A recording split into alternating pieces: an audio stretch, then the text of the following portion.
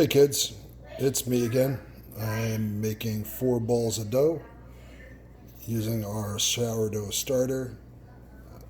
I'll have the recipe up on the screen in a moment and we can begin. Reacting differently.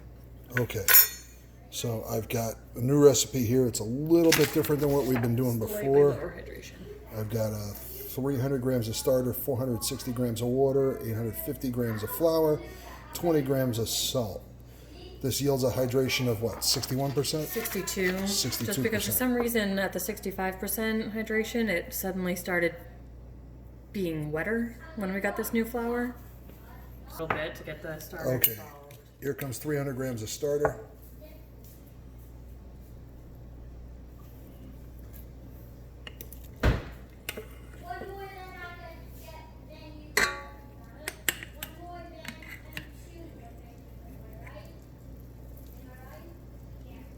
Oh, went over a little bit.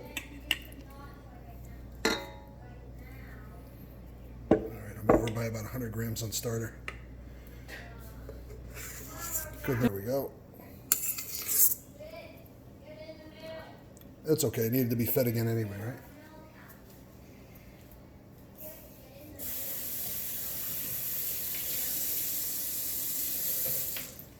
There's water in my flour bin. I got water in the flour? Oh my god. You're never making dough again. You just wasted a bunch of starter and you got the flour wet. You know, I'm recording right now?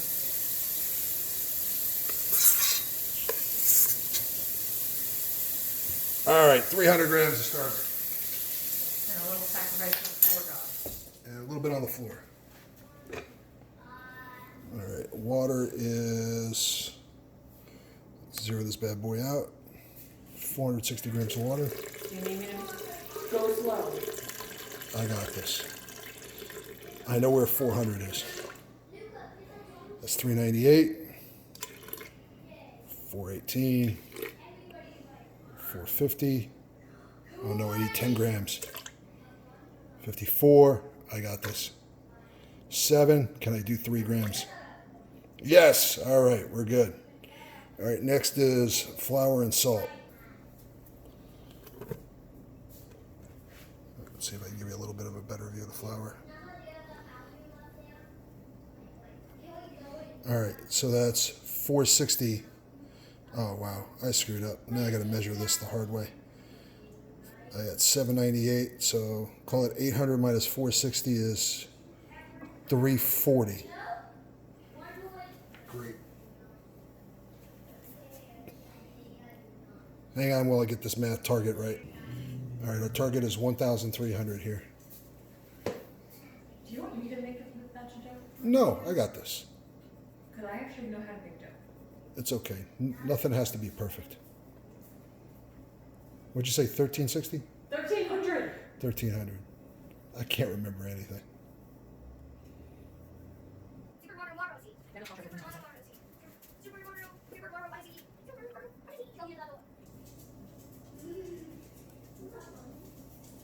The cool thing about doing it in this order is if you mess up, it's real easy to skim some flour off the top versus putting in the water in after the flour where you can't undry the flour. All right, so 1,300 should be our target here. All right, don't tell her I'm off by 2 grams. All right, now 20 grams of salt. This time we'll zero.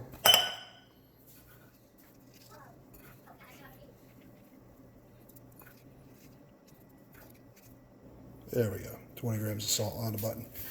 Now it's time to pop this bad boy on the mixer.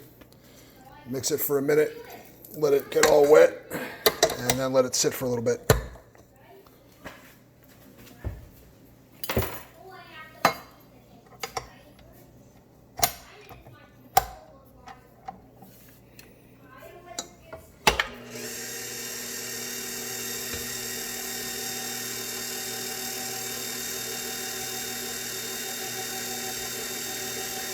So we've been trying different methods of mixing. It seems like if you can get the dough to come together and then hydrate for a little bit on its own before you mix it, you get much better gluten development without working the mixer too hard. So I'll speed this up just a tiny bit.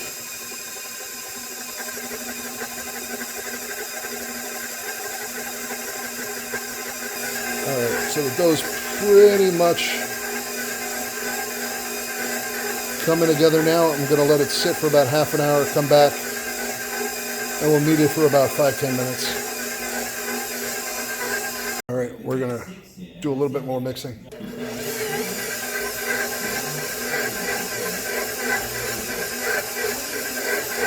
We're going to get 5 minutes like this, and then come back and check on it. I'm setting a timer on the wall.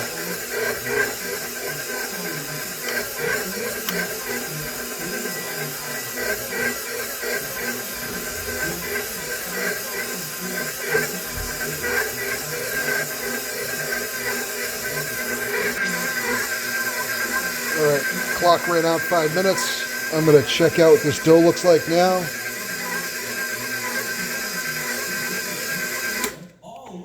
Just looking at it, I can tell it's not quite smooth yet. I'm going to give it another 4 minutes and come back. Let's be honest. But this guy lost his llama. Okay, another 5 minutes have passed. Dough is smooth. Let's see if you can see this. Dough is pretty smooth. It seems to like to bounce back. That's pretty good. I'm going to let this sit for 10 minutes, 20 minutes, maybe 30, just to let all the water really settle in. You know what? I might give this another 3 minutes just because I can. So I'm going to give this 3 more minutes, but I mean, the dough's pretty good. See, there's a timer. 3 more minutes on the clock. All right, kids. Here's the dough. It's pretty good. I'm just going to let it sit on the counter for about half an hour. Just on the board. You can leave it in the bowl, but the board is where it's going to end up. So that's where I'm going to leave it for now. Really got to work on shutting off timers, don't I?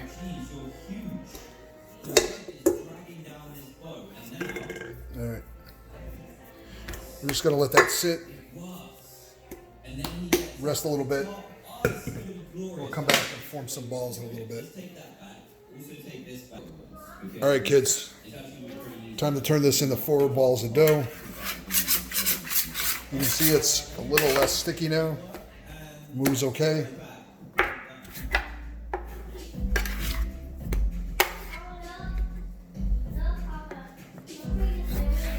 What's he doing, Bubba? Oh, he's building, huh? All right, I got 397 grams. First shot. I just need glass paintings now.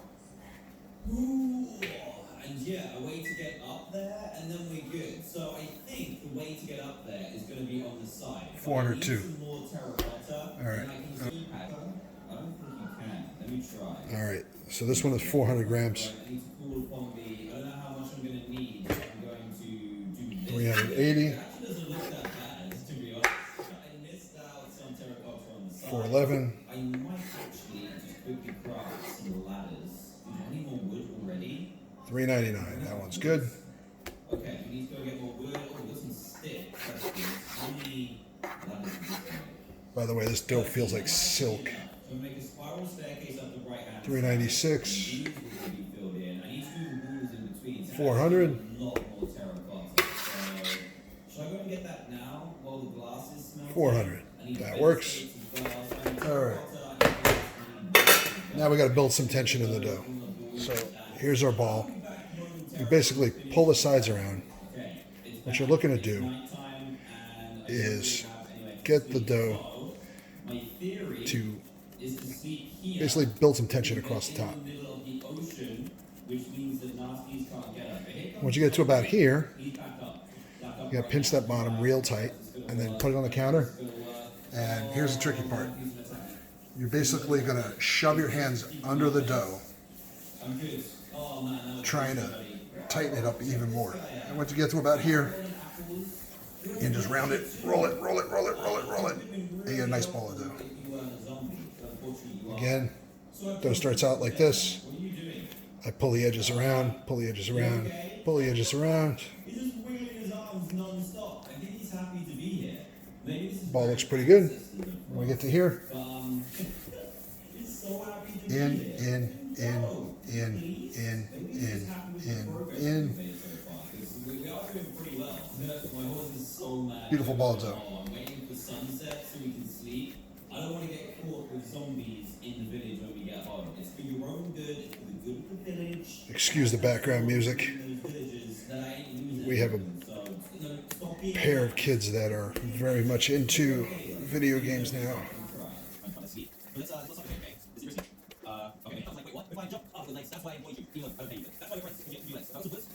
Alright, I'm gonna go get some balls and we'll go put these bad boys away. But you see, it pretty much seals itself at the bottom when you do this right. Look at this thing. Oh, it's beautiful. Can't tell the bottom from the top. I like these new, what are they called? Okay, kids. Once again, this is how I store the dough. I've got these Tupperwares that are about, I don't know, 30 ounces. These lids snap on tight. They don't pop off. And they keep the dough nice and safe. I usually put about half a tablespoon of oil in there. Olive oil is what I usually use. And I just toss the dough around so it's well coated and covered.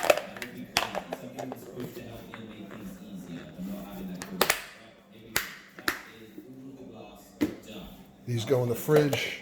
I let them sit in the fridge for about a day. And after about a day, they're good to go.